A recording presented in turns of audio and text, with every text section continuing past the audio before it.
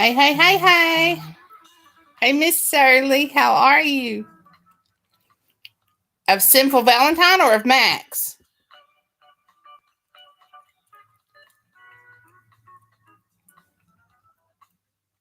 Hey, Missy Lou Who, how are you?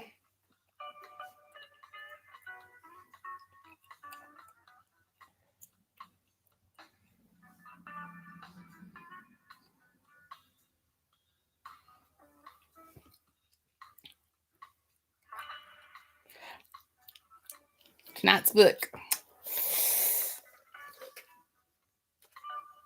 This book? Smells so good.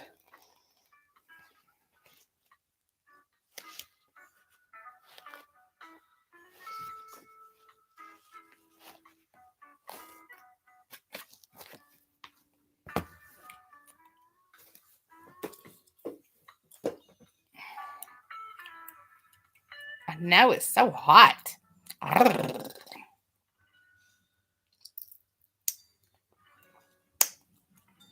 I put some gum in my mouth, hoping my throat wouldn't dry up as fast tonight, so my voice would be really good. Deep, deep voice.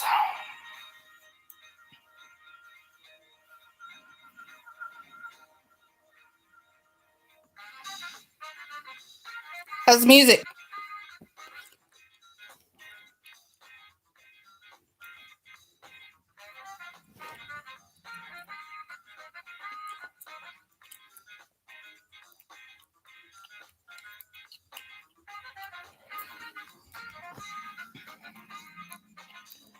If you are on here,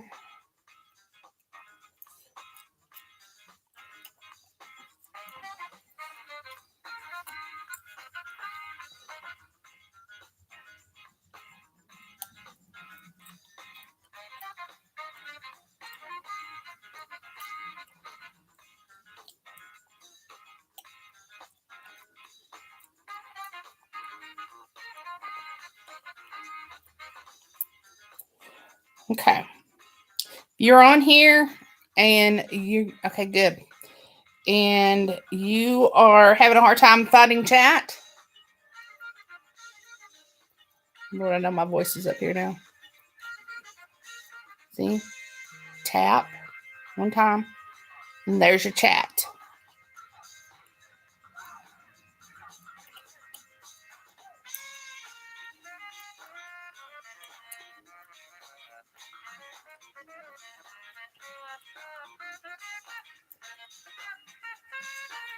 So just find the book, tap, and chat.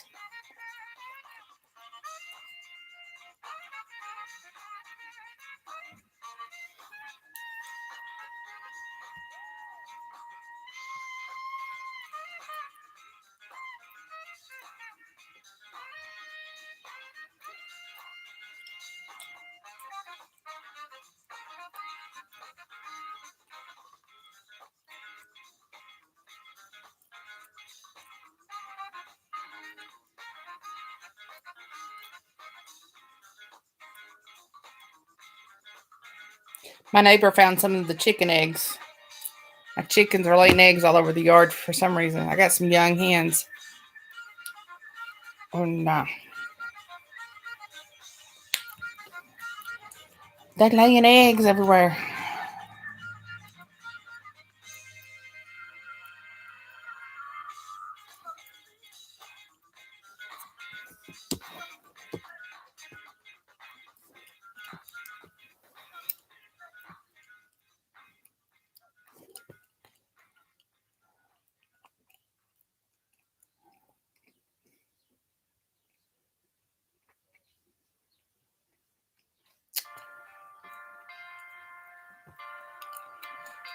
I found some instrumental rock and roll. No, normally they'll lay eggs where they roast. And I imagine the rooster probably helps with that too. Right now, we're just kind of letting them do their own thing. We may have to eventually show them. I hope not. See, Ronnie's stall is the hen, is the laying stall. But they also make our barn's so full of junk, and they'll go in there and they'll make nests and lay eggs wherever. And so right now I got some young hens that's laying eggs all out in the yard, and my neighbor was just mowing his grass and found 6 eggs. Some of them are green.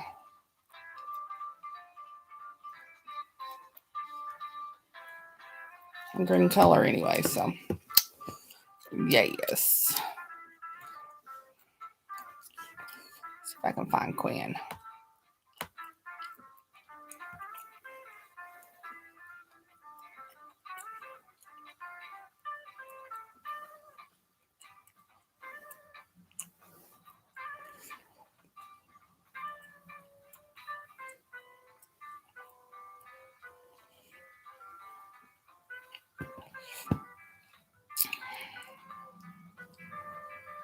It's a gorgeous day out there. It's little bit on the chilly side, but it's been gorgeous. I went down to Ronnie's cage and sat there and talked to Caitlin for probably 30 minutes or so. Ronnie kept coming up to me, and I talked to him and like, "Who's my sexy rooster?" And he'd just come right up to the edge of the cage with me. He wants out of that cage so bad he can't stand it. But he we're gonna try to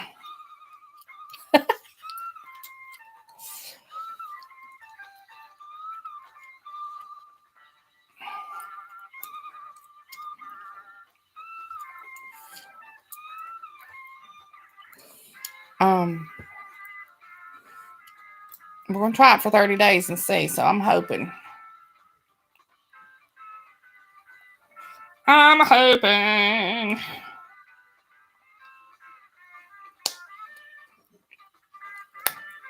Yeah, I got tired of that. I mean, I enjoy just the background music that's peaceful and jazzy and kind of just soft. But oh yes, he does. Oh yes, he does. I gotta figure out how to get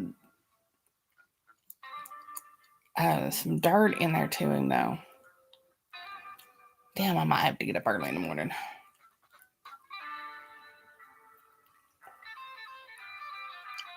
He needs a dirt bath, and I gotta figure out how to do that.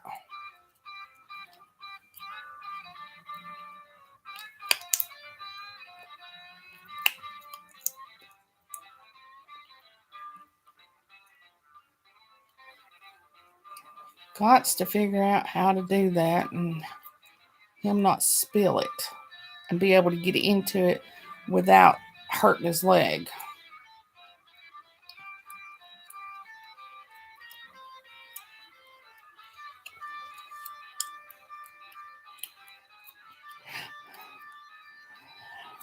All right.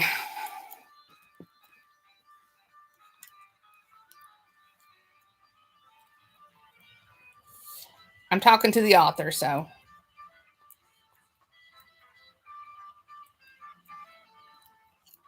she should be getting on here anytime.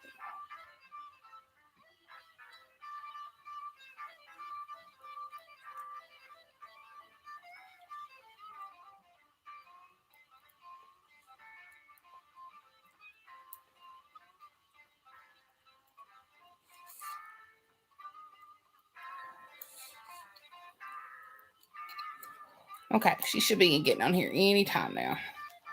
Alrighty, so tonight's book is Sinful Valentine. And it's by Quinn Ryder. And you guys might remember her from Spectre's Wake that she wrote. Remember the motorcycle guy that he died, or they thought he died, and he came back and he lost all that weight and stuff.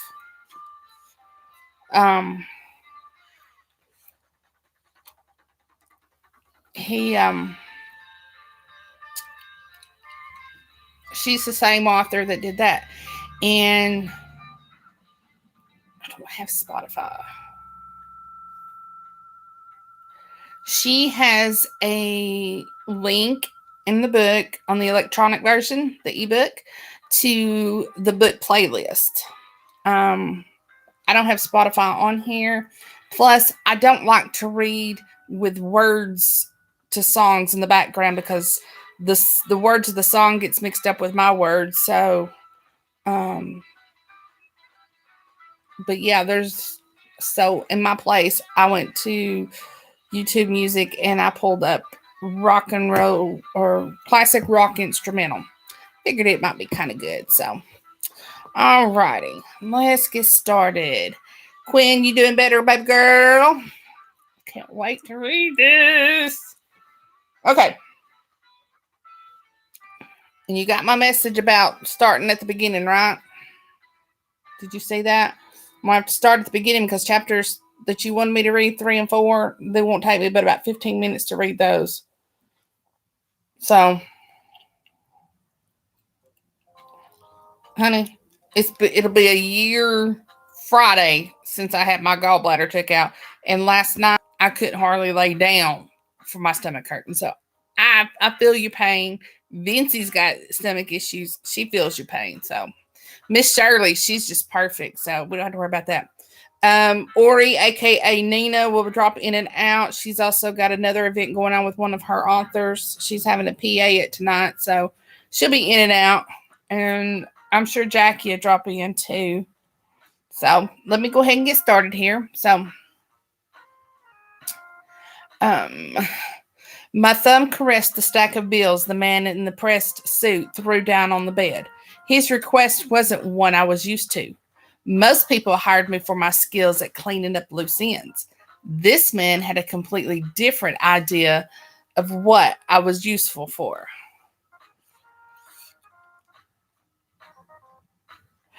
I hear you're quite good at making people disappear. I nodded, though he probably couldn't see the movement from where he was sitting. He blinked, shielding his eyes with his fancy black suit that he dressed in diamond cufflinks, which probably cost him a pretty penny. Those cufflinks alone were about triple the amount of money I currently held in my hand. I preferred to meet my clients in undisclosed locations, places where I could monitor their behavior before making contact. It wasn't like he could see my face. Concealing my identity was all part of the program, just like the city hotel room I bought on the wrong side of town. A brightly lit corner with a blinding spotlight focused on a chair only he could sit in. He had an exit plan if shit went hairy, and an arsenal of weapons if I needed to shoot my way out. I knew everything about him. All he knew was how to find me. And find me he did. But the money I was currently sniffing was to pay for the meeting. The real payout would come if I accepted his offer and completed the task he was requesting. I'm a very powerful man, Mr. Valentine. I have friends all over the globe that speak rather highly of you, though none seem to know anything about you but your name. Damien Valentine, famed contract killer and extortionist. How's business? I shrugged, knowing damn well that words often led to incrimination. I wasn't stupid. I knew exactly who he was, where he worked, who his friends were, and what he ate for breakfast that morning. I was very good at my job, too good sometimes, but I didn't get my sinister reputation by being a stalker. Silence and anonymity were my closest allies when it came to working in the belly of the underworld. Any man who wished for my services knew there were certain protocols they needed to follow. Walk in, sit in the chair, don't move, leave the money on the bed, and do all the talking. I'd contact them via cryptic message the next day with my answer. I heard you were a man of few words. He leaned forward in the chair, the fragile wood creaking under his well-toned body. I studied his face. The dark features and olive skin practically screamed Italian blood, but it was his thick accent that gave him away. The way it commanded the room and wrapped it in a tight silver-tongued bow. I'm guessing I'll be doing the talking, he laughed. Good. I prefer it that way. He sat back in the seat, realizing he wasn't going to see shit in the dark hotel room with the spotlight burning his face. He straightened his tie and smirked, his black mustache slightly quirking to the side. My situation is a dire one, Mr. Valentine. Things like to get in my way, and in the line of business, I don't have time for disruptions. That's why I need you to make her disappear. Money is no object, and I'll pay you triple than what they have offered you in exchange for your expertise. I know this is probably I know this probably isn't what you normally deal with, but I'm sure you've done your fair share of extraction and deletion in the past. My hand hovered over the yellow envelope sitting next to me. Inside was a picture of my target. I didn't need to open it to know what she looked like. I had her face memorized. Every exquisite detail from her round, heavily lashed tan eyes to her stern nose she always held in the air so childishly. I knew the exact way her hips wiggled when she sashayed down the street, and how her voice cracked ever so slightly when she forced out a fake giggle. Yes, I already knew everything about my target, and if I did as he said, my bank account would be padded for the next 5 years if I played my cards right.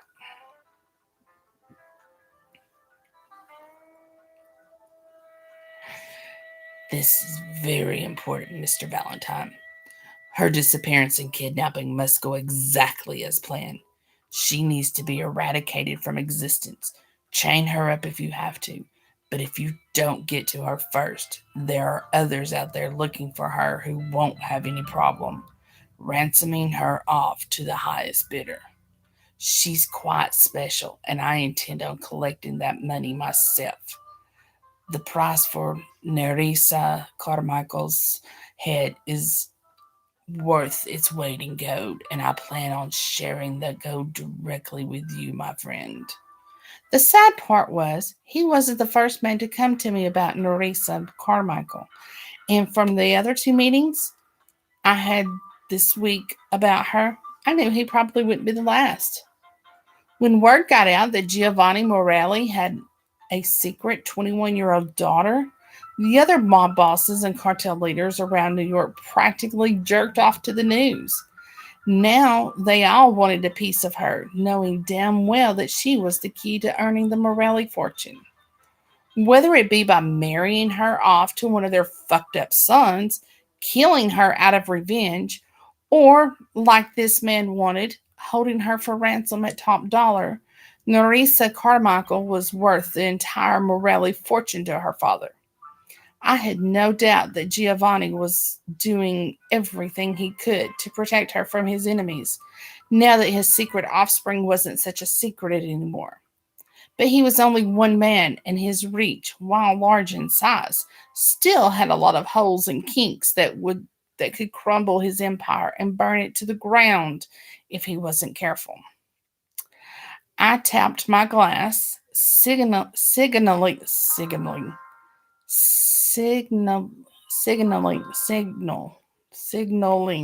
Why is my tongue going crazy tonight? Signaling I was done with our little meeting. The way the man smiled when he stood up made my skin crawl. What he wanted me to do was asinine. I was a hitman, not a fucking kidnapper. I appreciate this meeting, Mr. Valentine. I'm sure I'll hear from you soon. Not even someone with your reputation can turn down this much money.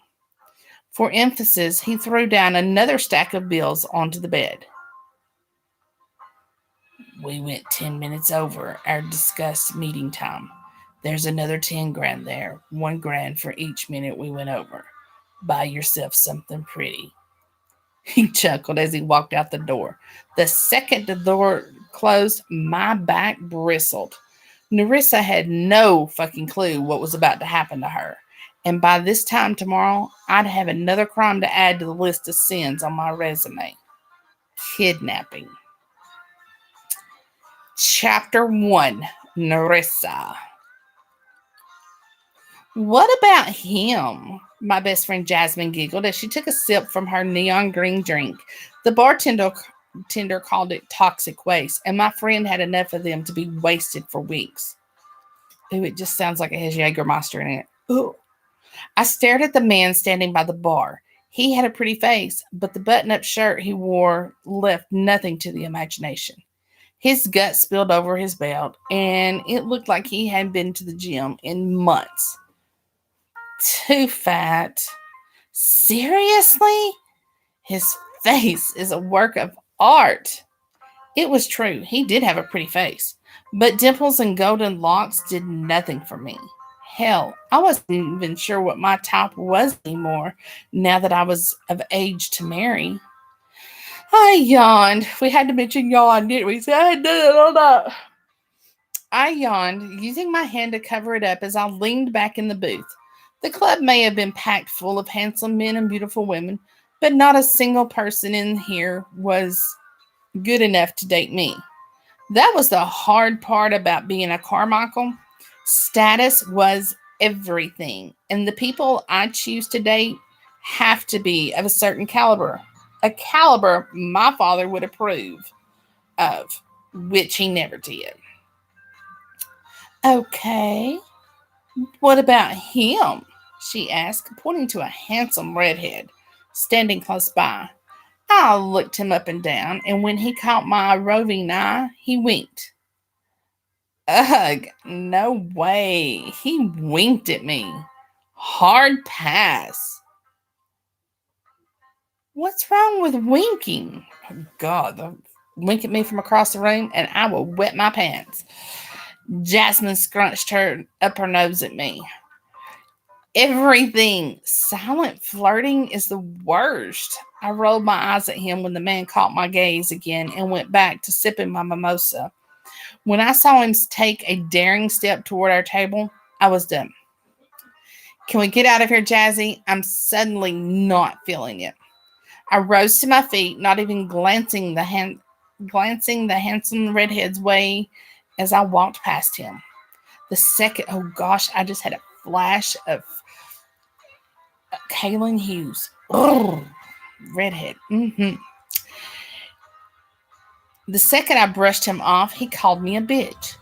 That is one of the many reasons why I hate winkers. Jasmine scrambled up to catch up to me. Once she was by my side, she says, "You never feel anything, Narissa. That's why everyone calls you the Ice Queen." I'd rather be made of ice than force myself to date below my status. None of these peasants are worth my time. Jasmine shook her head. You're horrible. I'd hate to know what you think of me. You're my best friend. Your father is my father's best friend, and your yacht is bigger than mine. You'll never be a peasant to me, Jazzy. Sometimes I wonder if your pride is bigger than your ego, Narissa. You're never going to find a man if you're too busy always looking down on them. It's easy to look down on men when you tower over them like I do. Jasmine smiled because she knew I was right. Without heels, I was almost 5'10". With heels on, I was close to 6 feet tall. Most men are put off by tall, rich women like rich women like me. That's why they love Jasmine. She's half my size and nice to everyone. Not to mention, she's got that fucking exotic look men eat up with a spoon. Her long ebony hair was currently pulled into a tight braid behind her back, and her eyes were this strange, almost purple color that made her flawless olive skin pop. Her tiny physique was hidden behind a short white cocktail dress that she matched with red heels and the lady's Gucci clutch that wasn't even out yet. The only flaw she had was a slightly large nose, but even despite it, her Middle Eastern look had men salivating to get a piece of her. Once men found out she was richer than sin, they not only wanted her for her beauty, but her wallet too. Her father owned a few oil companies in the Middle East and spent most of his time overseas taking care of business. He and my father met in college while Jasmine's father was here on a visa, and they bonded over their love for sailing. Now they compete to see who has the bigger yacht. Jasmine's father always wins. We made our way through the club, pushing past the sweaty bodies of inebriated degenerates looking to get laid. A few brave men tried to step in my path, but the second I sliced through them with my unamused glare, they backed off and turned the other direction. Diverting unwanted attention from men was an art I'd perfected. And if Jasmine was smart, she'd pay me to school her in it. Hey there, beautiful. Want to dance? A man asked, stepping into her path. Jasmine had the horrible habit of always saying yes to people. So, to save her, I grabbed her hand and pulled her behind me. She's not interested, asshole. Damn bitch, what crawled up your pussy? Definitely not your small ass cock, I fired back. Fuck you, bitch, he growled, grabbing me by the arm.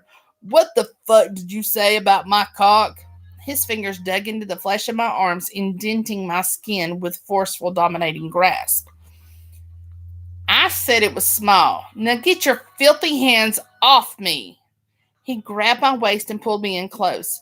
I could feel his pathetic excuse for a cock rubbing against the exposed skin of my leg through his slacks.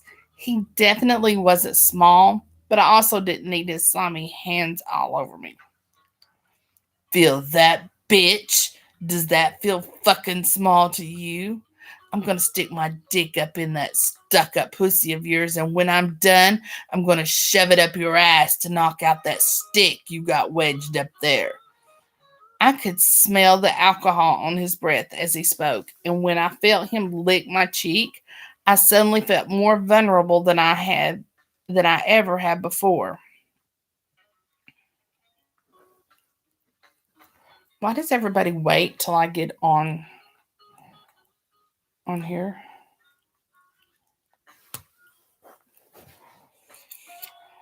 Let's see.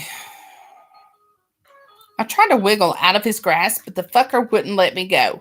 Jasmine started pounding on his arm, begging him to free me, but he pushed her back, knocking her to the ground. She scrambled to her feet and raced over to the door to get some help.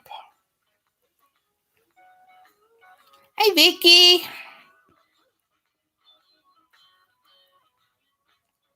Hey, Pebbles. Lord, honey, I just saw you in here. I said, unhand me, you imbecile. With my free hand, I slapped his face, hoping it would knock some sense into him. It didn't. His grip got even tighter, pulling me into a vice-like hold I couldn't get out of.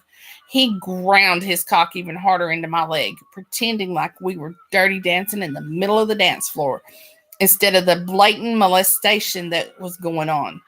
I felt his hand slide down my backside just before he reached between us and pressed a thumb in between my slit.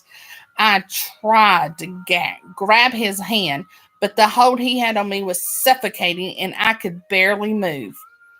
His mouth moved to my ear as he whispered, "Not as untouchable as you thought, Principessa. Principessa. Once I'm done making you come, I'm going to have fun tearing you apart limb by limb." My body went rigid when he called me princess in Italian.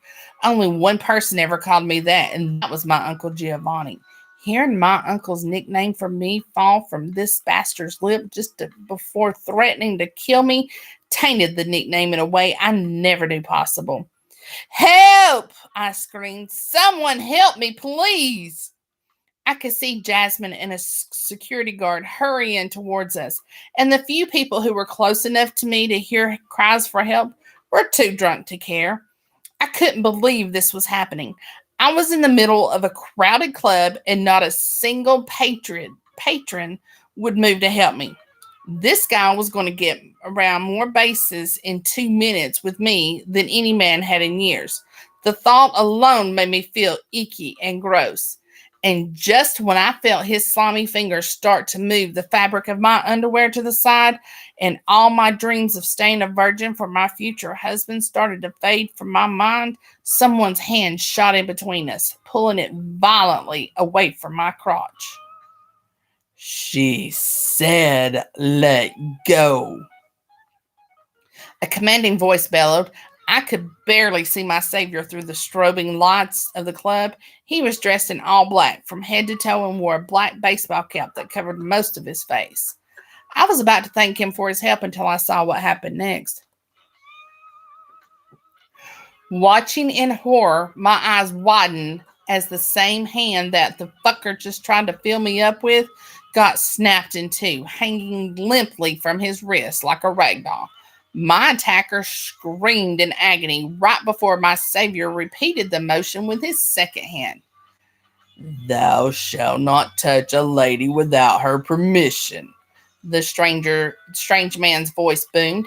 He picked up my attacker and launched him across the room. His sad, pathetic, broken hands did nothing to soften the blow as he skidded like a rock on a pond across the dance floor. It was weird, but it was like nobody in the room noticed what happened. Everyone in the room just kept on dancing, and by the time Jasmine and her security reinforcements reached me, my savior was gone, leaving me stunned, breathless, and eternally grateful in the middle of the crowded club. Chapter 2. Damon. It wasn't like me to intervene the way I did.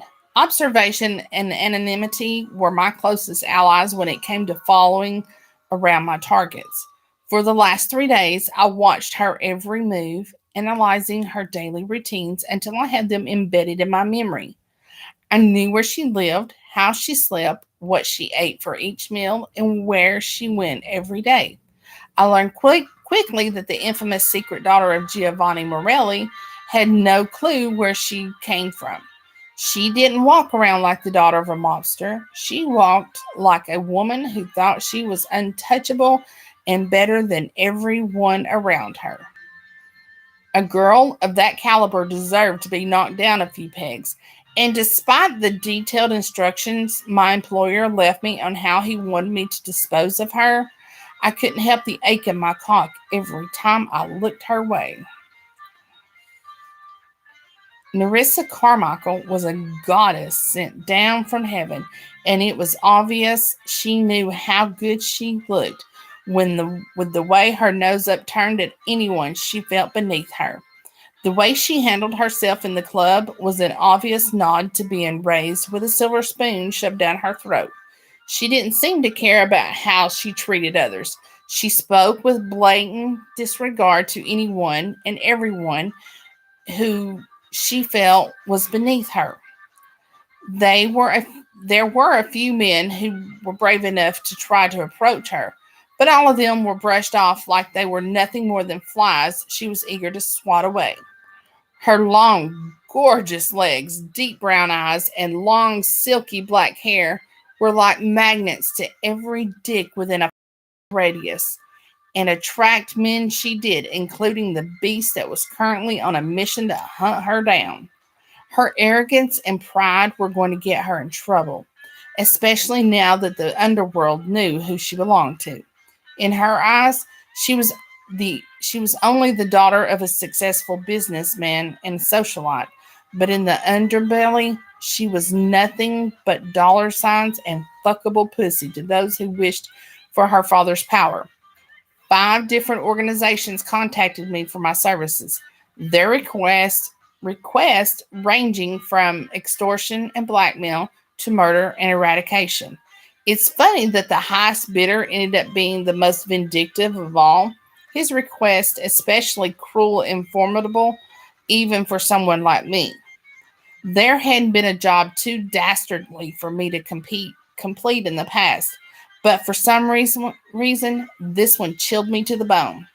What this man had planned for her was truly sadistic, and unfortunately, I was the puppet he would use to enact his plan of attack.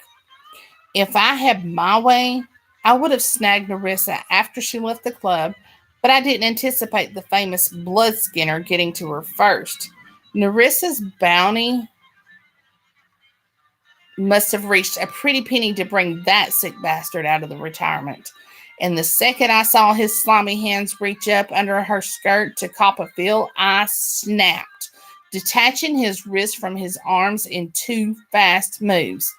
The bastard got off on abusing women, and he probably would have stuck his fat cock in her right there on the dance floor if I hadn't intervened. Narissa may be a stuck up rich bitch, but even she didn't deserve that asshole, what that asshole had planned for her. She sounds like a pretty big bitch. Hey, Ori. I can still see Narissa's shocked face in my mind, the way her beautiful mouth hung open as her fearful eyes followed her attacker's body as it flew across the room. I could see the gratitude in her eyes for my intervention, but I could also see the arrogance in them as well. The look of someone whose whole world revolved around the mirror she only saw her own reflection in. Narissa Carmichael was definitely stuck on herself, and if she had any clue about who she truly was, I doubt she'd feel as invincible as she does now. Despite her shortcomings, I couldn't knock her image from my mind, and I had to take a cold shower when I got home because of it. Standing beneath the icy streams of frigid liquid did nothing to soothe my aching cock, so I stroked one out in the shower, picturing Narissa's mouth as I pumped myself back and forth. If I was any other man, I wouldn't mind shoving my cock into that arrogant little mouth of hers, shutting the bitch up until she swallowed every drop of my cum. It would be so easy to make her succumb to my needs, but the contract I accepted had been bound to a different set of rules than the ones that kept my inner beast at bay. My hand slapped against the wet towel as my seed burst from my swollen head. Each spurt was a fucked up reminder of the forbidden morsel I'd soon have in my clutches. For the next 7 months, she would be my prisoner, and it was my job to strip her of all that pride she surrounded herself with and tear her apart until she was nothing more than a shell of who she used to be. I didn't know what was worse, killing someone who deserved to pay for their sins, or ruining a woman until she could succumb to all 7 of them. Whatever the case, Narissa Carmichael was about to get a rude awakening. She may have evaded me tonight, but tomorrow her repentance begins. That pretty little world she has come to enjoy so much is going to be blown apart until it's nothing more than a fractured mess of the sins and sorrows I will force her to bleed.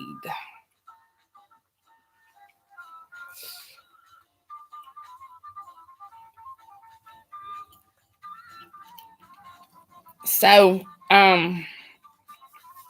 Narissa is a bitch. Was she based off somebody you knew, or just somebody that you just kind of created in your mind? Because I'm telling you now, I want to take her by the hair of the head and just do Captain Caveman on her head. Yeah, you do that. When I left the club, chapter 3, Narissa. When I left the club, I was filled with so many questions. Why did that man accost me like he did? Why did he act like he knew who I was and want to hurt me? These were the questions plaguing me as my driver, Thomas, drove me and Jazzy back to our quaint little condo. How was the dance tonight? Thomas asked, eyeing me in the rearview mirror. Gross and disgusting, I grumbled, remembering that man's filthy hands as he touched my most private area with his revolting fingers. Do I, do I, where did my Thomas voice go? Do I need to get a hold of your father? He asked, noticing my haunted expression in the mirror. No, let's not bother him, I muttered, running my hand through my long black locks. There was a slight nervous shake in my body, and Jazzy laid a friendly hand on my thigh to help soothe the nerves corrupting me. It's over, Neri. Don't let it get to you. No matter how hard I tried, I couldn't stop the images of what happened in the club from invading my thoughts. The way my savior swooped in and broke the man's hands is something I'll never forget.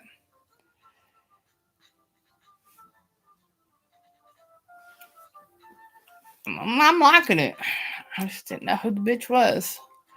The most violence I'd ever seen, and I think it will haunt me for many years to come. I wish I could have thanked him for his intervention. It was the only thing that kept me from losing my virginity to that disgusting cretin that wanted to defile me. I just can't stop thinking about it, Jazzy. You weren't there. You didn't see how easy it was for that man to break the other's wrist. Two snaps, and they were flopping around like a pair of plastic gloves. It was horrible and exhilarating. I didn't get a good look at the guy who jumped in to save me, but whoever he was a fucking saint. Not a single person in that club cared that I was being manhandled and violated, except him. I cared, she said, lacing her hand in mine. I hate it when any man touches you, she whispered, dropping the last part so I could hear her. So only I could hear. I stared at her fingers as they threaded through the space of my own, throwing a worried glance up at my driver, who was one of my father's best friends. If my father or her father got wind of what Jazzy and I did behind closed doors in our condo, they'd disown us both. Ooh la la! I tugged my hand free and shook my head, motioning to Thomas, who was now staring at us in the rearview mirror again. She knew better than to get affectionate while we were around other people, especially people who worked for my dad. I told myself at a very young age that my virginity belonged to my future husband. But by the age of 17, my sexual curiosity was almost too hard for me to handle. I started with masturbation until one day, as he walked into my room and caught me fingering myself. I was embarrassed that she witnessed me in such a compromising position, but she surprised the shit out of me when she dropped between my legs and took that first lick. It turned out my best friend had a secret crush on me, and since I wouldn't let a man touch me until I was married, I allowed our relationship to take a different turn. For the last 3 years, she's been my only sexual partner, but I laid down strict rules when it came to our relationship. Everything had to happen behind closed doors, and no one was to know about us, especially our parents. Using Jazzy for sexual gratification wasn't something I was proud of, but it was the only way to satisfy the urges thrumming through my body and keep my virginity intact was whatever man managed to put a ring around my finger in the future. I did my best to keep my feelings strictly platonic, but Jazzy, well, I could tell that her feelings for me were growing deeper every day. It's why I've been less open to fooling around with her than I used to be. After tonight's ordeal, I think a little fun with my best friend is exactly what I need to keep my mind off what happened back at the club. I just had to wait 3 more blocks to get it. Once Thomas did a thorough check of our condo, he left us alone, leaving me and Jazzy to do as we pleased. I noticed the look of hurt on Jazzy's face as I dropped my purse onto the table. I guess she was upset that I wouldn't let her hold my hand in the car. She always hated it when I brushed her off, but I wasn't about to lose my reputation over her little infatuation with me. A girl like me didn't need a scandal following her around. There were too many people out there that would use my sins against me if given the chance. Jazzy slammed her clutch on the counter, turning toward me with an angry stomp. What's wrong? I asked, taking a step toward her. She refused to look me in the eyes. I reached for her hand, taking her closer to me. Everything, she said, wiping a tear off her cheek. I can't do this anymore. Do what? I traced the back of her hand with my thumb, rubbing seductive circles over her olive skin. Pretend that I don't love you when you're all I can think about? It's not fair to keep doing this to me, Neri. It's always hot and cold with you. When you want me, I'm supposed to be there and not think twice about it. But the second I want you, you blow me off like I mean nothing to you. For the last 3 years, I've done everything you've asked of me. I'm the one that brings you pleasure and happiness, but you act like this isn't enough for you. Why won't you just accept that you and I are meant to be together? I knew where this was heading. She wanted me to say that I was in love with her when I wasn't. How do you explain to someone who's eaten your pussy for the last 3 years that you're not a lesbian, just played one behind the scenes for your own selfish reasons? My voice trailed off as I tried to find the right words to rectify the situation without her going off on me and leaving. You know, our fathers would never approve of us being together, Jasmine. My father doesn't care. He just wants me to be happy. I don't think your father would mind either, especially knowing how much I'm worth and what that would mean for him if you and I were to marry. The thought of marrying her made me shudder. I couldn't picture myself being with a woman for the rest of my life. Sure, I enjoyed my intimate moments with her, but I didn't see a future with her. Not one that didn't involve only friendship. Come to bed, I encouraged her, desperate to make her stop this before it got any worse. No, I'm not doing it tonight, Neri. If you won't commit to me here and now, then from this day forward, you can go fuck yourself.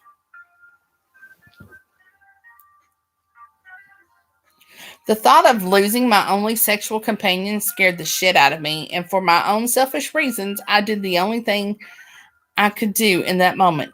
I lied. I love you too much to lose you, Jazzy. Her angry disposition changed, and a single tear dripped down her cheek as she sniffed. You love me? I tucked a strand of wayward hair behind her ear and captured her lips, allowing my tongue to do the talking for me. The less I said in this moment, the better off I'd be. I did love her, but only as a friend. What I loved more than anything else was how I could manipulate her into pleasing me with little to no reciprocation from her. She was always eager to please the people she loved, and it was a weakness I knew how to take full advantage of. I backed her toward my bedroom until I could close the door behind me.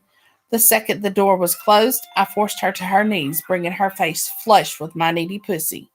Tonight, I needed her to make me forget all the bad shit that happened back at the club. And as she worked my little black panties down my thighs, I couldn't help but throw out a silent plea into the universe to forgive me for my sins. My selfishness had always been one of my biggest downfalls, putting my pride and needs before anything else in my life.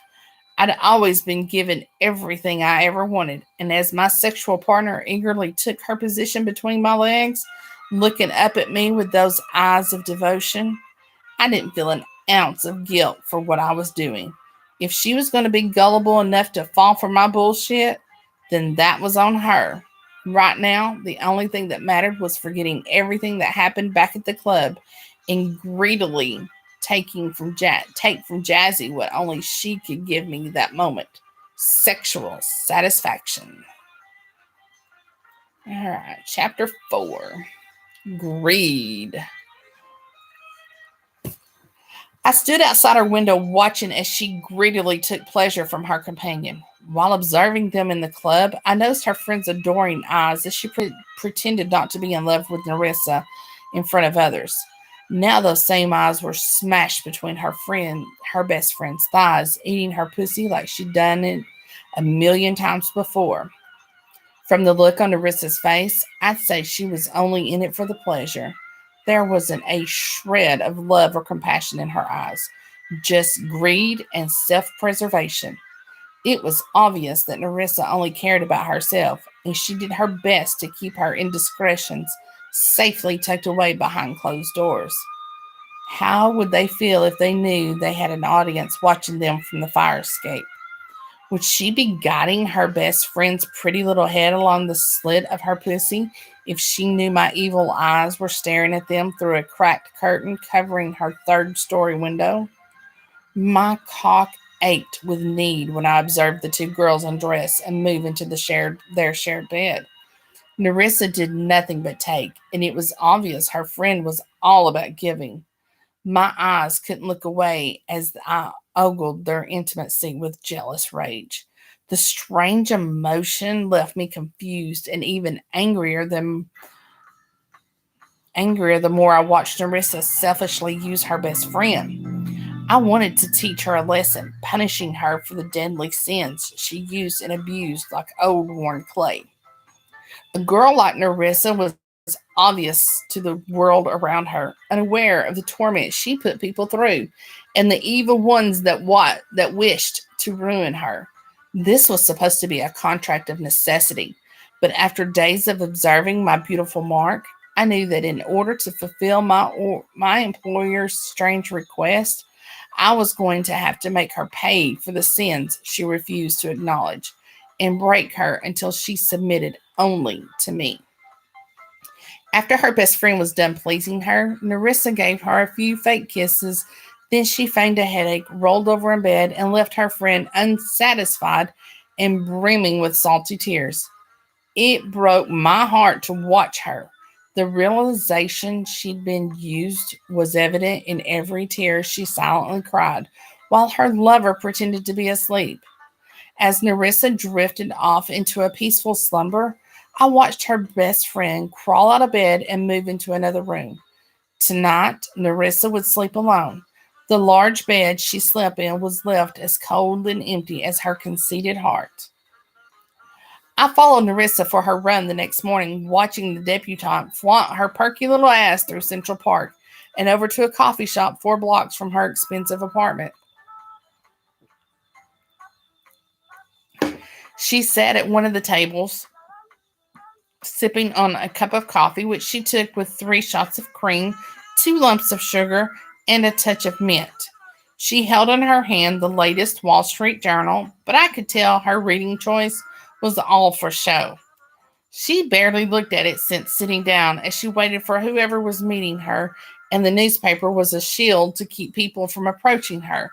The flimsy piece of paper would never deter me. "How are the stocks looking?" I asked, sitting in the chair across from her. Her frightened eyes peeked over the printed paper, staring at me like I was a fly she wanted to swat away.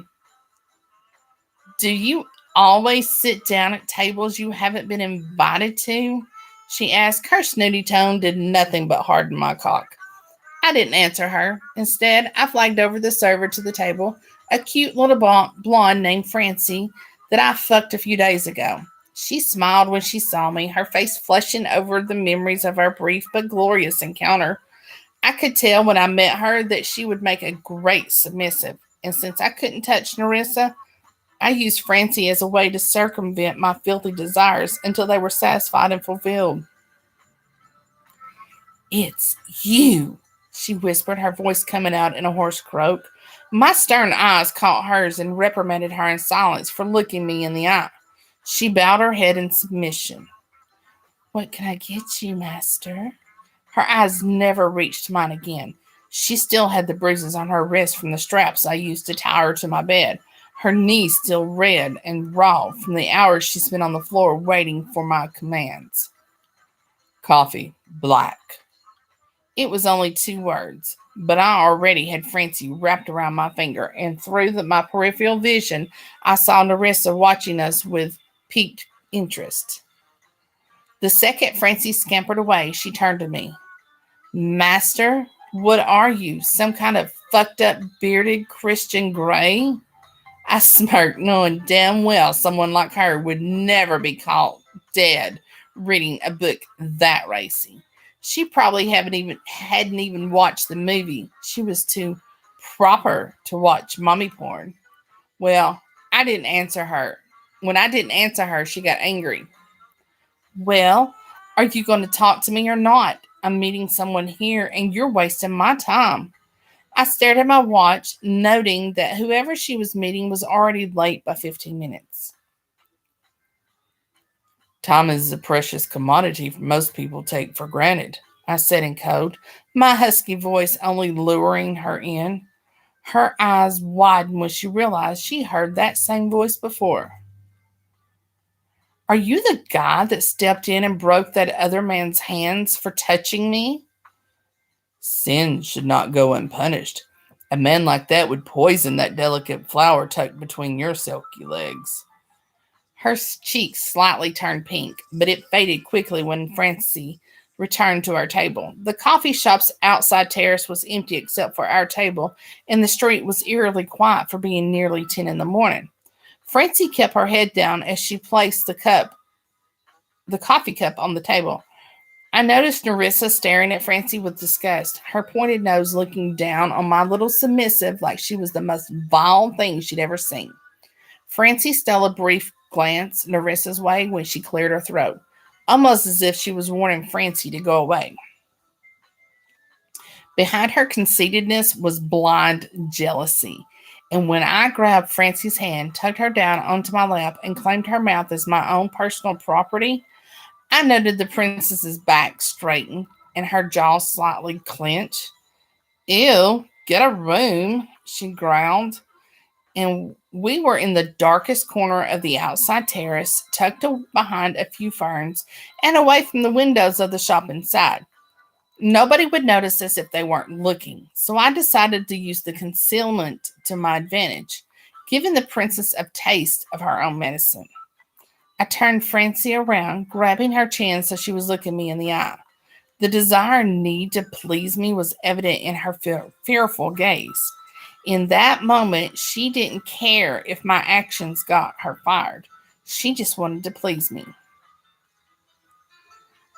Did I say you could look at her? I reprimanded.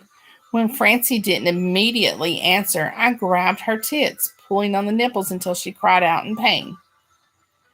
Did I fucking say you could look at her? I asked her again. No, master, she shouted, gasping in ecstasy as I manhandled her perky breast. What happens to bad little girls that disobey me? They get punished, master. I forced Francie's head to look at the stunned Nerissa, who was too shocked to get up from her chair. With my captive audience watching with her aroused eyes, I grabbed my little submissive by the hair and forced her over the table, displaying her body in the same position I did my bed. Legs spread apart, arms out to her sides, and ass in the air ready for punishment. I flipped up her skirt, bringing my hand down on the tiny white panties covering her ass. The smack was loud and possessive, and if anyone within earshot, it would have stopped them in their tracks. I'm calling the authorities, Nerissa announced, grabbing her cell phone from her purse with shaking hands. No, Francie called out. I want this. What? Princess Nerissa had a look of shock that was comical. It only fueled my need to show off my dominance some more. I brought my hand down again, this time harder and with more authority. Francie was a little pleasure sponge and got off on my punishments. Her enjoyment was evident in the wet pool that was currently forming on her cotton undies. Sit down, I instructed her. My eyes drilling through Nerissa with an authoritative rage. You will watch. Excuse me? She scoffed. Why the hell would I watch you spank my waitress? Because you wish it was you lying on this table. You lick your lips every time I bring my hand down on her ass. Your eyes flood with desire with every aroused moan that escapes her lips. I grabbed Francie's hips and ground my cock against her backside, stroking my ego with every fake thrust.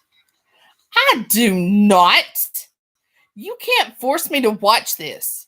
I closed my eyes, loving the fact that Narissa was still watching despite her aversion to it.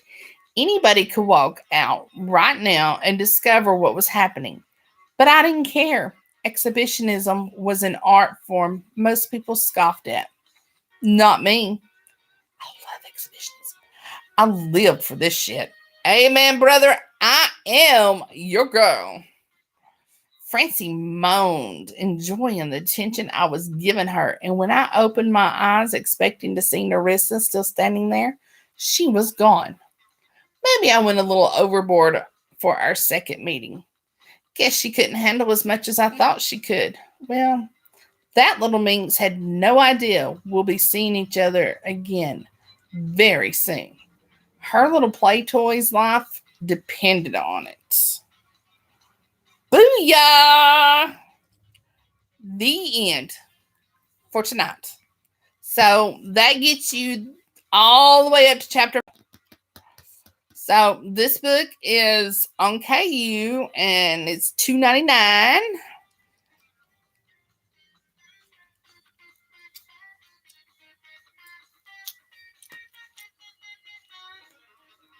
So I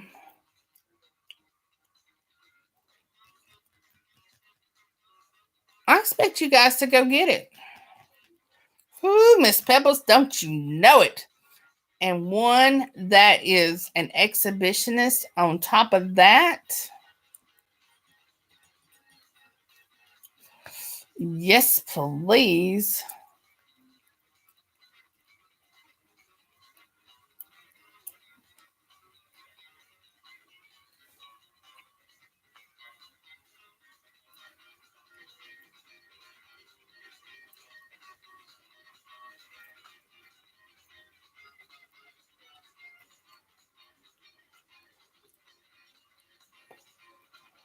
Alrighty. So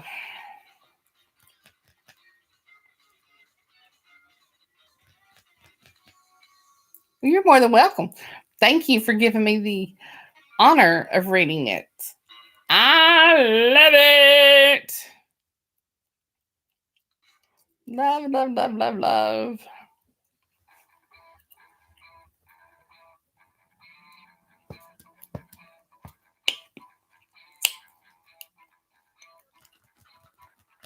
See, Miss Pebbles? That's the way to get it. Thank you, Miss Pebbles. Eek. Oh, my goodness.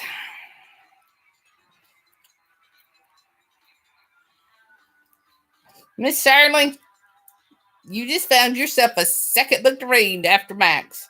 Well, you said you started this one today, didn't you? Oh, it's good, Miss Pebbles. It's a good one. Just so you know, it also comes in paperback. Whoop, whoop. Smell it. You see this bookshelf behind me? That's where this baby's going. Right up there with the other one. Yeah, baby. That's my signed bookshelf. All right, ladies. That's for it for the weekend. Thank goodness. I'm tired. I'm tired. And I got a busy weekend ahead of me. And then next Tuesday night, I am going to Atlanta to watch the Atlanta Braves play. Whoop whoop. Sunday is Big Daddy's birthday. So I bought him Braves tickets for the for his birthday, and he bought us a room. Got us a room. We're gonna stay the night up there Tuesday. So I will be back here Wednesday for the live read. So never fear. Oh yeah? What part of the world do you come from again, Quinn?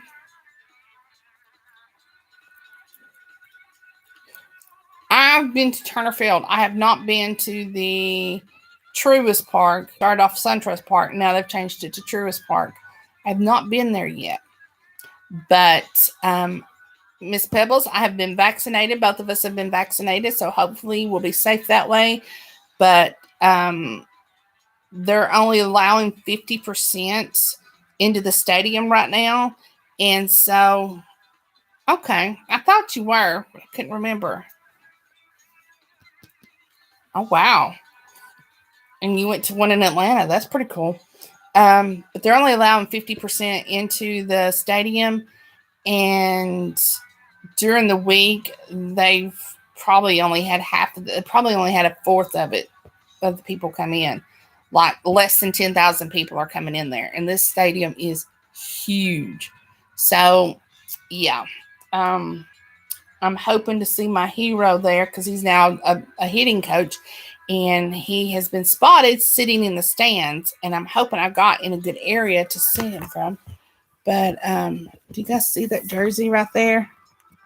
That's my man. Yeah. Huge Chipper Jones fan, y'all. Huge. His birthday is this Saturday. Mine is the following Saturday. So, yeah, and we were born in the same year. He is 1 week older than I am. He has 6 kids. I have none. So, yeah, he's my hero. So I'm hoping to catch him. Maybe a Photoshop a photo look. We'll see. He'll take one look at this redhead and go, this pink hair, and go, no. But who knows? He might not. So we'll see. All right, everybody. It's 9:03. It's my bedtime. You guys have a wonderful evening. Thank you for showing up, and happy reading. Go get the book. Thank you, Miss Quinn.